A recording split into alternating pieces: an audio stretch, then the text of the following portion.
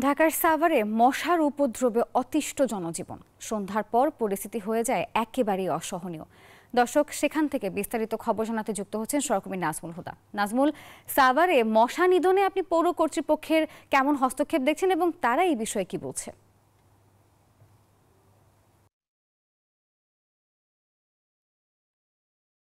নাফিজা, আপনাকে ধন্যবাদ। আপনি যেমনটি বলছেন, সাভার হচ্ছে কলকারখানার একটি শিল্প অঞ্চল। এই শিল্প অঞ্চলের যে বর্জ্য যত্রতত্র ফেলানো হচ্ছে, যার ফলেই আসলে মশার উৎপত্তি হচ্ছে। এবং সাভার পৌরসভা কিন্তু একটি প্রথম শ্রেণীর পৌরসভা। সেই প্রথম শ্রেণীর পৌরসভায় কিন্তু আপনি দেখছেন যে এইভাবে ময়লা আবর্জনা ফেলানোর কারণে মশার উৎপত্তি হচ্ছে এবং মশার কারণে কিন্তু আসলে এখানকার যে জনজীবন কিন্তু অতিষ্ঠ হয়ে পড়েছে। এবং পৌরসভার যে কর্তৃপক্ষ এই মশা নিধনের যে পদক্ষেপ সেটা আসলে নিতে দেখা যাচ্ছে না, যার ফলে কিন্তু প্রতিদিনই কিন্তু মশা ডেঙ্গু রোগে আক্রান্ত হচ্ছে মশার কামড়ে। এবং এছাড়াও কিন্তু দিনে রাতে মশার কয়েল জ্বালিয়েও কিন্তু তারা আসলে মশা নিধন করতে পারছেন না। এছাড়াও পৌরসভার কর্তৃপক্ষ যে মশা নিধনের যে স্প্রে করা বা সেটা আসলে মশার ওষুধ ছিটানো, সেটা কিন্তু আমরা তাদেরকে দেখছি না। যেহেতু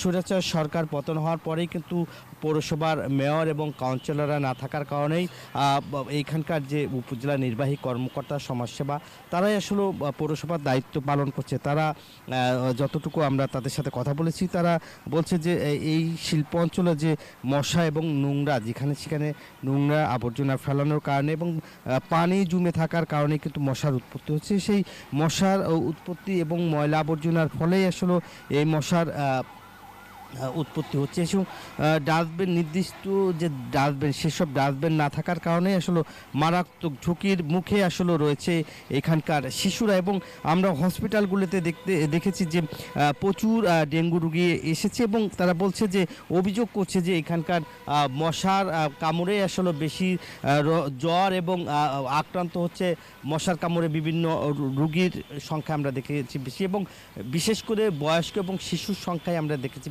বিশেষ করে হাসপাতালগুলোতে ভিড় করছে। এবং তারা কিন্তু দোষারোপ করছে যে সাভার একটি প্রথম শ্রেণীর পৌরসভা, সেই প্রথম শ্রেণীর পৌরসভা যেভাবে উন্নয়ন হওয়ার কথা সেভাবে আসলে দেখা যাচ্ছে না।